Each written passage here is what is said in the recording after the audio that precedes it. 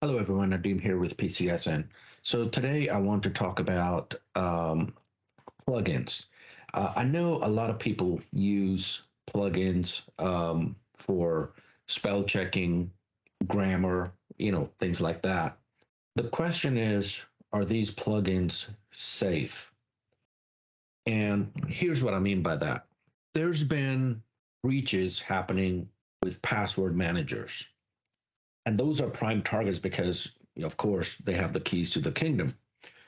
Now, one of the things that these plugins do for spell checking and grammar is they send data to an external system which does the analytics and analyzes what you're typing in, and then gives you the proper grammar or spell check, the spell checks the document.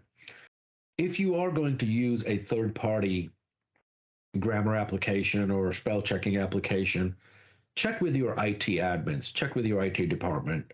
We are seeing some activity in these kind of plugins where it is an issue and data is getting compromised.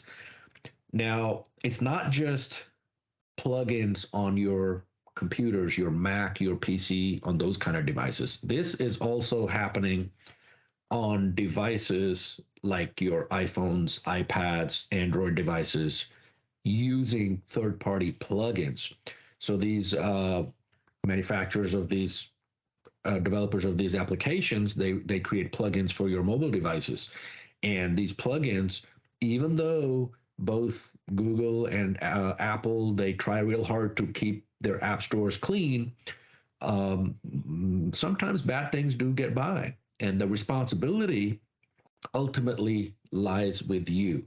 So make sure any plugin that you're using is safe. If you're unsure, get with your IT admin, get with your IT department, and run it by them. Hey, I'm going to use so and so plugin or app. Is it safe? Do you recommend it? And if they don't recommend it, maybe they'll have some alternatives that they can recommend.